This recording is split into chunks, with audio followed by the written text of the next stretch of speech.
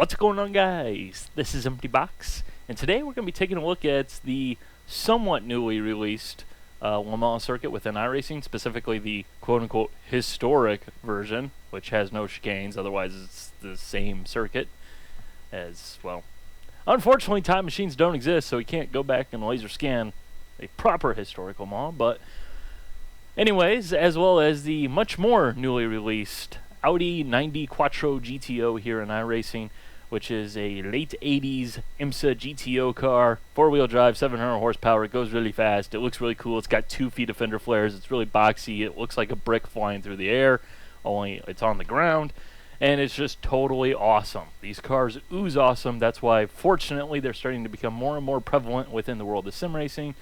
The same cars in Project Cars, Race Room Racing Experience. Race Room Racing Experience has a GTO pack with several other cars, which we'll talk about a little bit later. R Factor 2 has the Toyota Celica GTO, which is a slightly earlier car. And it's just like, these cars are awesome. If you like the Group 5 type of cars that have become more popular over the years, these are the same things, only cranked up an extra notch, pretty much, because awesome. Yeah. Anyways, before we get into driving here, let's go ahead and take a look at the garage real quick, just show you guys what you're looking at here. It's actually a very simple car, not a whole lot of shenanigans going on here. Got your tire pressures, pretty standard as is. We're just using a slightly updated baseline setup posted by an iRacing staff member. Nothing fancy here. This is still early days. I haven't really jumped into it. But front suspension, you got your usual anti-roll bar toe, your brake bias. You have your in-car display selections. Doesn't really matter all that much, but it's cool that you can control that. And then you have your suspension settings. Interesting to note, you can only control ride height, which is your spring perch offset, which is what they call it in iRacing. It's, in some hands, probably more accurate. In other hands, it's a little bit more semantic than just saying ride height. But that's iRacing for you. Spring rate, camber, caster. And then you obviously have your ride height, spring rates, as well as your camber at the rear of the car. No adjustable dampers, which I don't know if that was just a rules, regulation things within the GTO class within IMSA at the time, or something. Because, I mean, the late 80s, early 90s, you had advanced suspension and all sorts of shenaniganry, so I'd imagine that you'd have plenty of adjustable dampers and all that, but whatever. And it really does make the car easier to set up, so that's one less thing they have to worry about, so a lot of people like that. Fuel level, it does have a 34-gallon fuel tank, 120 liters, and the fuel level is actually going to make a big difference. We'll talk about that later when we're driving. Anti-roll bar, tow, and then you have 2 aero packages you can choose from. The standard and high downforce package, it's not really a huge difference. I've been doing a little bit of testing here at Le Mans down the unrestricted straightaway, and the high downforce was topping out roughly around 176 miles an hour, whereas the standard was getting up to about 179, maybe 180. It's not a huge difference. I imagine the high downforce will be the way to go pretty much always, because, again, that isn't going to make a huge difference. Individually adjustable gear ratios and a whole heck of a lot of freedom. Plenty of options there. No final drive ratios or anything like that to be able to adjust them all at once. You have the center differential, which is going to make a big difference on how the car performs coming out of the corners. This is basically your torque split between the front and rear for the Quattro all-wheel drive system. At 60, 0.60, 60% rear drive, that means 60% of the power is going to the rear of the car, 40% is going to the front. And you have an adjustability between 60 as well as up to 0.85, which is going to make the car have 85% power to the rear wheels, 15% to the front. It doesn't vary in real time as far as I know. But this is something you're going to want to play around with, find what you are comfortable with. But from what I've noticed already so far, like a slower circuit, like a street circuit, for example, if we had those in iRacing, you'd want to use more of a less aggressive torque split, whereas a faster track like Le Mans here, you'd want to have more rear power delivery because it's a little bit better in the high-speed corners. It's not as much of a front-wheel drive car. And then you have your standard rear differential type of things that you see in every car within iRacing. So let us begin. All right, welcome back for those of you guys who skipped directly to the driving. But first things first, because I know a lot of people are going to mention this because that's what happens here on YouTube. Alternator. Yes, that's a typo, and apparently it's like that in the real car. iRacing posted photographic evidence from the real thing that they photographed and scanned to verify that. After some guy was like calling him out because they don't pay attention to details, and he got wrecked. He definitely got toasted on that one. But yeah, it's going to drive you crazy if you have OCD, and yeah, I really don't care for the fact that it says alternate order because I can't unsee it, because once you see it, you can't unsee it. So this car does have a pit speed limiter. No way to see that it's working though, which always grinds my gears, but it is what it is. And that doesn't matter because how often are you on the pit speed limiter compared to how often are you driving? You'll have to slow down and give up the time. And one more. Yeah, let's talk about that here. I am, a week and a half late to the party. As I've been busy, apparently, being dead. But it's basically my favorite circuit in the world. So the iRacing version, yeah, big time thumbs up. Except for the fact that I still don't feel comfortable with the curbs and how much you can take out of them in certain areas, such as the Dunlop chicane and that section right there, without getting the slow down time penalty. Although fortunately, you ain't got to worry about any 1X off tracks here, because you ain't going to find them. Like, if you find an off track here, you're probably done wrecked. So I should mention we're using the standard downforce package. I've added a little bit more fuel than what I did showcase earlier with the little garage talk. So I can't remember which one I had, but just for the sake of mentioning it here in this video. And yeah, see, like I said, 179 miles an hour. Pretty much, you're not going to get any faster. The car is a brick, and that's that. Again, very important. The boost goes on top. That way you can see we're making 54 somethings of boost. Assume pounds because Imperial system for the win. Shots fired! Oh goodness. Gonna have a metric versus Imperial debate in the comment section. We all know which one's superior. Okay, let's be real. And I'll give you a hint. It's not the one that you see on screen right now. Anyways, as for driving this car, it's probably not exactly what you expected in some sense.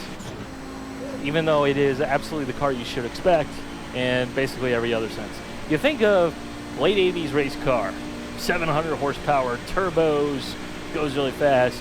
It should be like incredibly difficult to drive, have like no grip, sliding around a little bit, all sorts of things like that. But of course, this car is all-wheel drive. Quattro, too good for racing, so they banned it. That marketing spiel that everybody at Audi loves. But, the thing just goes like stink coming out of the corners. And that will depend, again, on your torque split, which is why I mentioned a little bit more within the garage section of this video. But I do have a bit more rearward bias. For those of you guys who have skipped through, that is something you can control. But the good side of that is the car is a little bit more maneuverable at high speed. You can drive the car with the throttle a little bit more than if you had more front power delivery, which is very handy here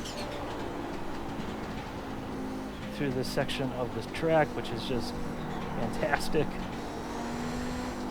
This corner up here, so off camber. Now, I've done like 1 billion laps around this track, and basically any and every sim, because it is a track I love so much.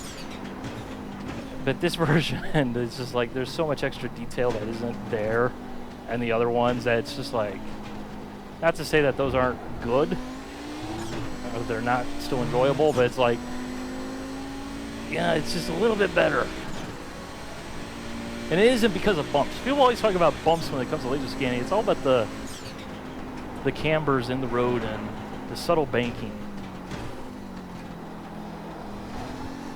The roads aren't flat.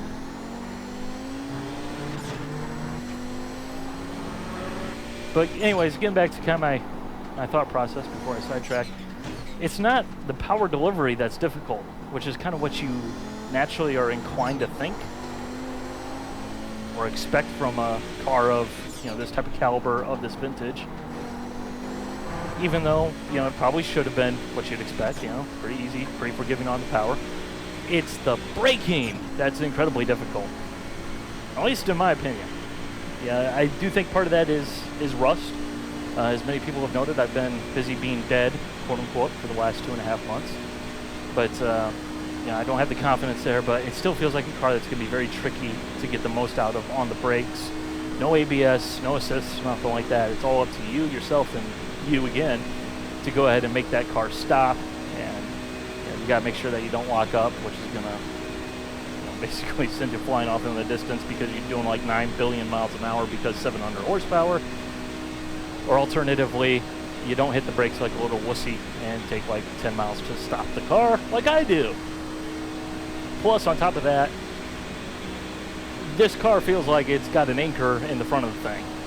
And there's like no way on the rear of the car at all. And that does change with the fuel load. It's a little bit easier with a forward tank of fuel. As the engine being in front, gas tank goes in the back. So with the fuel in the car, it keeps the rear of the car down a little bit better, makes it a little bit more stable.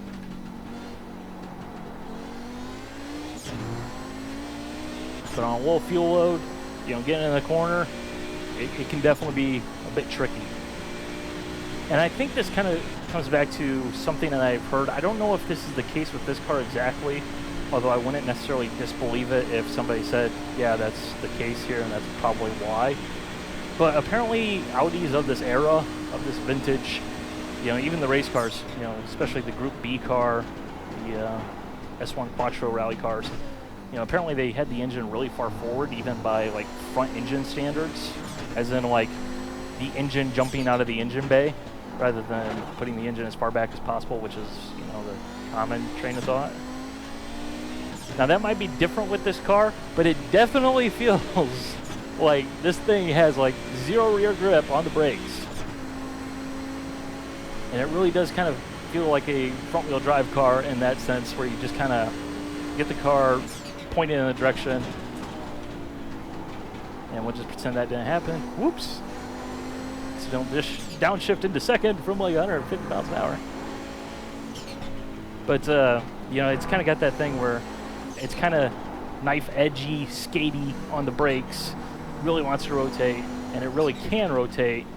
And then if you get it just right, you can get on the power and just kind of go kablamo out of the corner with all that grip and just go insanely fast.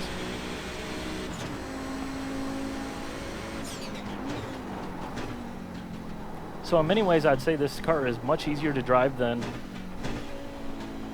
what you might expect for a car of this type, especially within iRacing and the way things work within iRacing.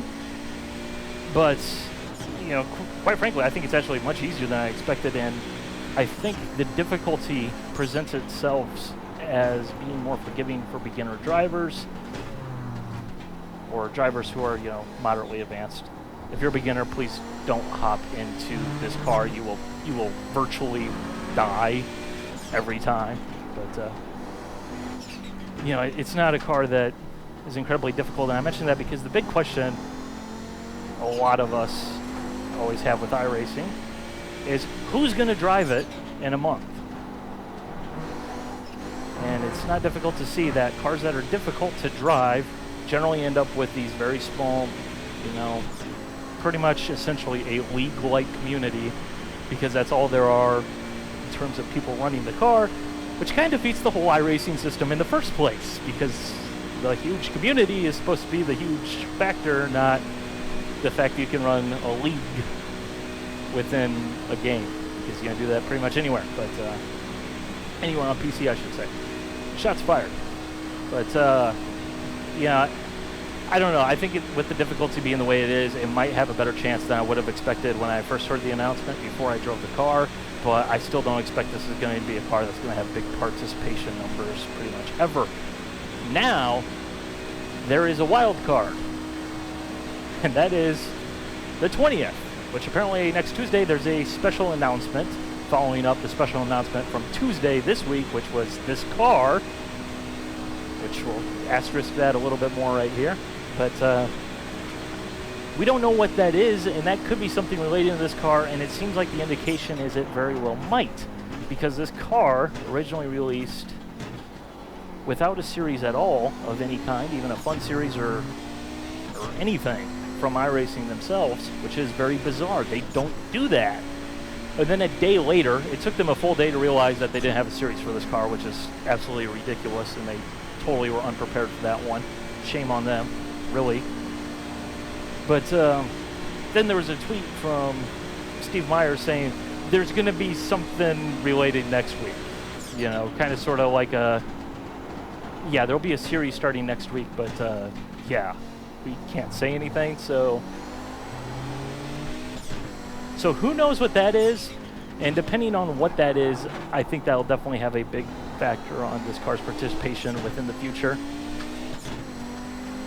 Because, you know, if it is another IMSA GTO to race against, you know, like the Mercury Cougar, which, if I'm not mistaken, was actually the champion of the '89 season, so very fast car, even though you don't think of it as being competition at all for, you know, they banned Quattro because cheats and grip packs.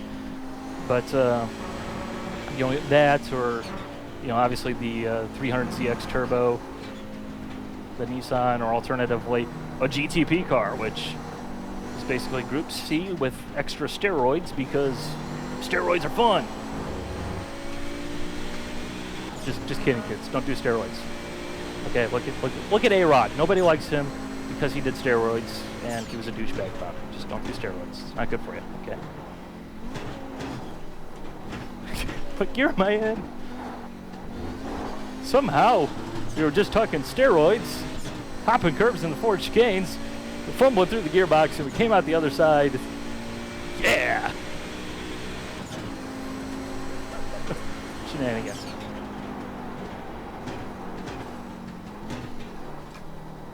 Way out of shape here. But it really is the brakes that are the challenging thing, and if you do get it too far out into no man's land, you can end up in a situation like that. But again, the power bias really does have a huge effect on it, so. Oh goodness. They say you cut the course. You'll have to slow down and give up the time gained. That's sand up there, all right. And, you know, because Quattro, I figure, you know, we've already blown this lap. Yay! They say you cut the course. You'll have to slow down and give up the smash time into a gained. barrier. Also, conspicuously absent Xbox One advertisement right there. Like, just, yeah. Yeah. So in other words, what the announcement is on the 20th, coming up here on Tuesday, iRacing PlayStation 4 edition. Instead of shifting with your thumbs like iRacing Mobile, you're going to be shifting with your index fingers. If you don't already. Personally, I'm a middle finger kind of guy on the paddles, not the index finger. But anyways, coming up to the second half of the circuit, I'll go ahead and shut up, let you guys listen to the car, obviously. There's inline 5 plus turbo plus little chirpy blow-off valve noise thing, you know, obviously good fun. And that was a very poor imitation, I know. Forgive me. And again, this track, much better with chicanes. And unless you're doing 240 miles an hour, this straight is just excessive. Simple as that.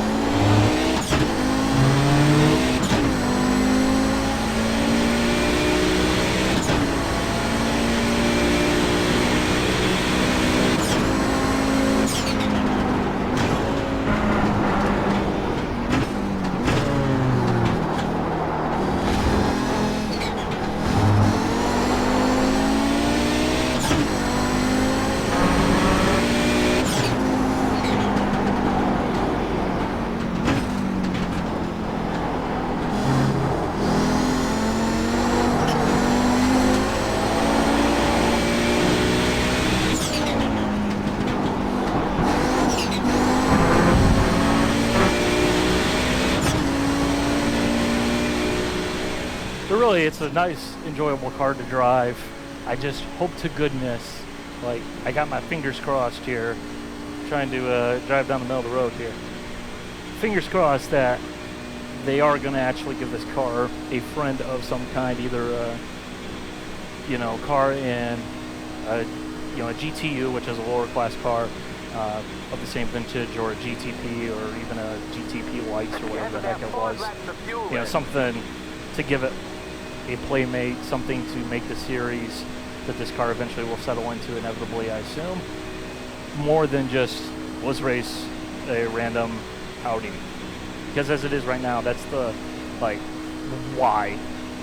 I mean, yeah, it's a cool car. I like the car. It's fun to drive. It's enjoyable. I'm not, like, disappointed with the announcement or anything like that, like a lot of people are. But it's just like, it needs something to make it an experience in iRacing beyond just random car, because it's random. I mean, nobody asked for this. I don't mean that as disappointment. I mean that as in, like, literally nobody asked for this car, but we got it. So hopefully there's a better reason. Need a little bit more power to the front wheels there, our Audi engineers. It's definitely a fun car to drive. I definitely foresee it being a blast to drive and race, even if there probably will be only about 15 people driving this car, you know, a month from now.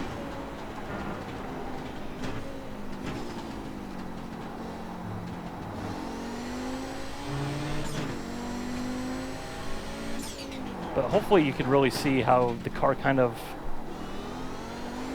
does that thing where it dances around on the brakes, and you got to kind of, you know, swagger on into the corner, and then once you get the thing pointed, just boom.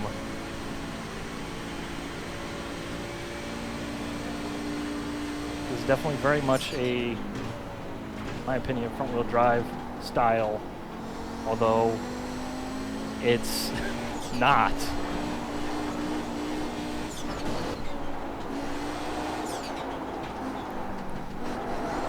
But will it drift?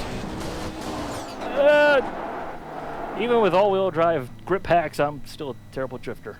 But anyways, that's going to end the video there. I was running out of fuel anyways, and it's been long enough. So hope you guys enjoyed. Roll on replay lap. Bye.